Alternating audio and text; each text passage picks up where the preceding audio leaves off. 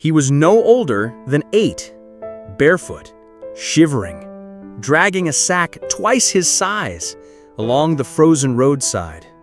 When the soldiers stopped to help, the boy flinched like a wounded animal. But what broke the soldier's heart was not the sack of firewood. It was the reason behind the tears and the desperate secret buried deep within the forest that would change everything. The soldier had just returned from his 3rd tour overseas. Sergeant Eli Navarro was tired, bone-tired, not just from war, but from what it had done to his soul. So he took the long, scenic route home through the mountains of Colorado, hoping to find silence, peace. What he found was something else. The snow was thick that morning, soft like powdered sugar. As Eli's Jeep rounded a bend near an abandoned logging road, he spotted movement, small, jerky. He slowed. That was when he saw him. A little boy. Thin. Dirty. His clothes were torn at the elbows. He had no gloves, no hat, and was pulling a heavy burlap sack of firewood, tears streaking down his face. His lips were blue, his fingers raw. He looked like he had been walking for miles. Eli pulled over and got out.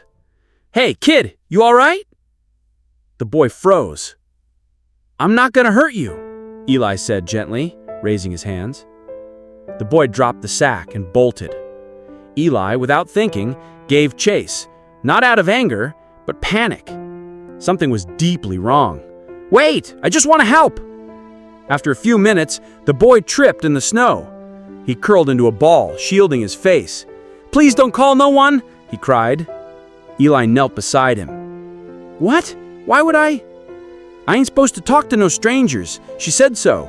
She'll be mad if I don't bring back wood." "She?" Eli asked carefully. The boy nodded, but wouldn't meet his eyes. "My mama. She gets real cold, real mad. I need to bring it back or she won't eat again." Eli's heart twisted. He gently lifted the sack. It was soaked through and far too heavy for a child to carry alone. "Where do you live?" "In the woods." Eli blinked. "You mean in a house near the woods?" "No, in the woods, with my mama and the babies." "Babies?" Eli's gut tightened. "Can you take me there?" The boy hesitated. "If you promise you won't take us away." Eli looked him in the eye. "I promise, I just want to help." The boy nodded slowly, then pointed deeper into the forest. What Eli saw when he followed him would haunt him forever. Part 2. The boy's tiny hand clutched the soldier's glove as they walked deeper into the woods. No trail, no footprints, just silence and the sound of pain buried in snow. What the soldier found next was not a home.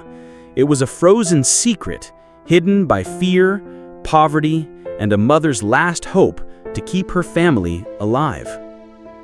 Eli followed the boy for nearly 20 minutes through a maze of skeletal trees and snowbanks. The forest thickened with every step. There were no houses, no roads, no sign of anyone else. Then suddenly, the boy pointed. There! At first, Eli saw nothing. Then his eyes adjusted, and he gasped. It was a makeshift shelter, hidden beneath a collapsed hunting blind. A blue tarp held up by fallen branches, piles of damp blankets, a rusted pot over a pile of half-burnt logs. This was not a campsite. This was survival. The flap lifted, and there she was. A woman, thin, pale, hollow-eyed, crawled out from the shadows, holding an infant swaddled in her arms. Another toddler clung to her leg, coughing. Her eyes darted to Eli. "Who are you?" she shouted, panicked. "Ma'am," Eli said calmly, raising both hands, "I am a U.S. Army sergeant. I saw your son dragging firewood alone on the road. I thought he needed help." She looked at the boy. Her lip trembled. "You shouldn't have brought him here," she cried. "He promised. He said he would not take us away." Eli took a step forward. "I'm not here to separate your family. I need to understand. Why are you out here, in this cold?" She hesitated, hugging the baby tighter. Then, through trembling lips, the truth poured out. "We used to live in a trailer near Eagle Pass. My husband died in a plant explosion 2 years ago. The insurance never came. I lost everything. No job, no family, just debt. I tried shelters, but there were too many of us. They said I could go, but not with the kids. I'd rather die in the cold with them than live without them." Eli's heart shattered. He looked at the baby in her arms. Her cheeks were red and swollen. The toddler's nose was bleeding from the cold. The boy had no socks under his torn shoes. "How long have you been out here?" he whispered. She looked down. "Almost 4 months." He shook his head in disbelief. "You and 3 kids? Out here? Alone?" "No one knew," she said. "We move when someone gets close.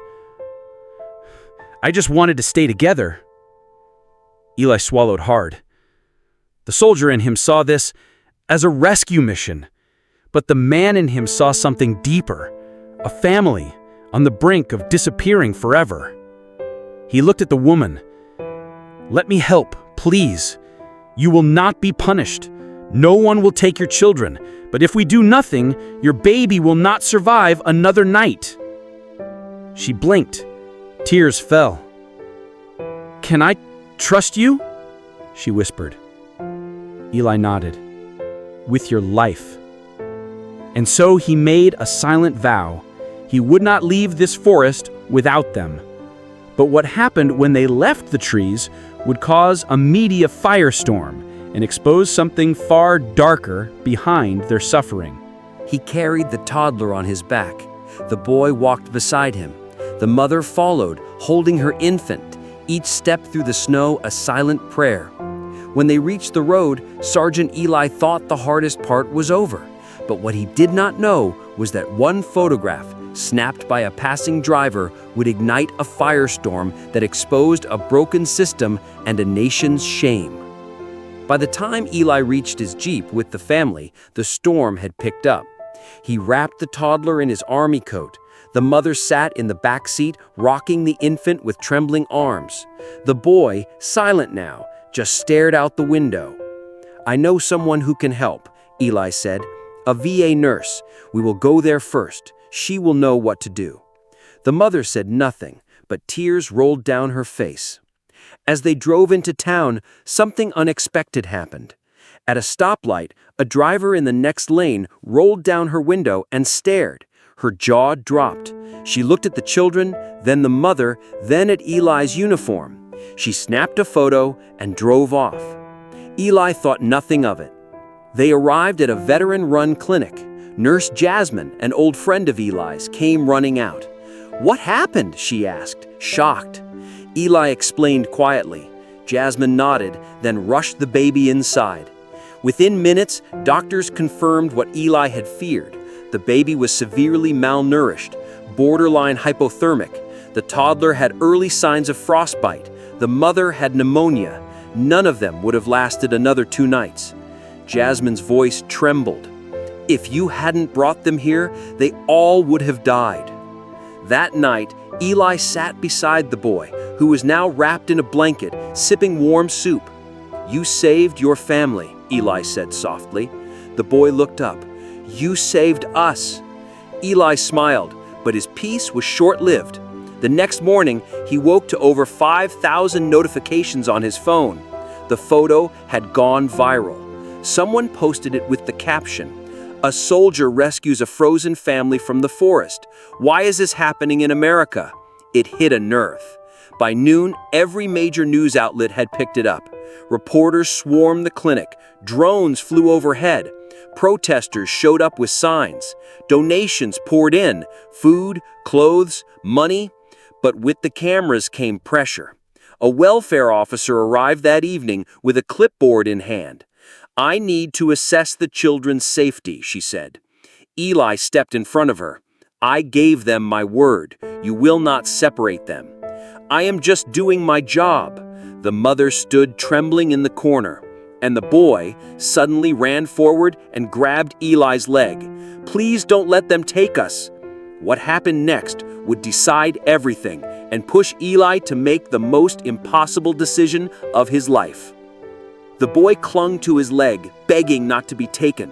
The mother sobbed in silence. The toddler coughed. The baby whimpered in the nurse's arms, and Sergeant Eli, decorated, trained, battle-hardened, felt his own hands shake.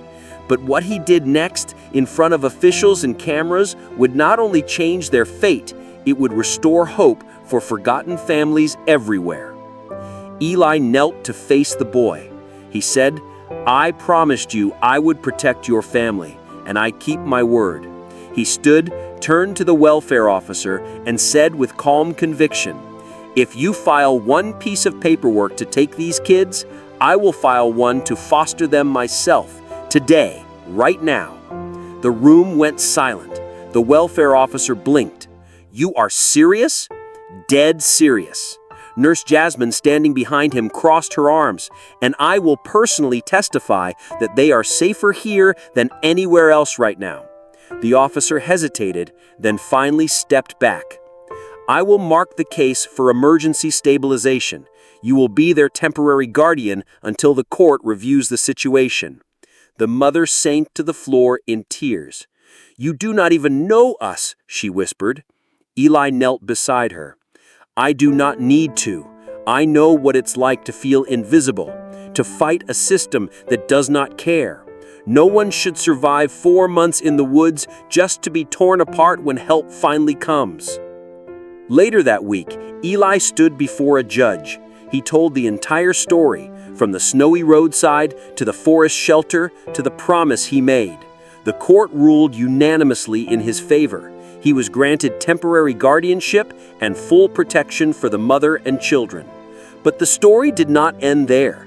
A nonprofit group for homeless families reached out. Donations surpassed $300,000 within 2 weeks.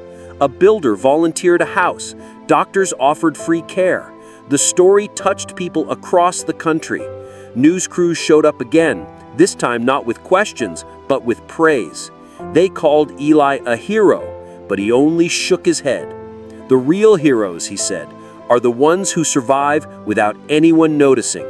6 months later, in a cozy 3-bedroom home built from kindness, the family sat at a dinner table together. The boy, now smiling, handed Eli a small drawing. It showed a soldier carrying firewood with 4 hearts drawn above his head. He framed it and placed it beside his medals.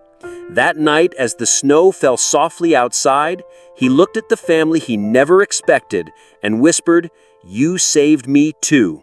Because sometimes the ones we rescue us right back.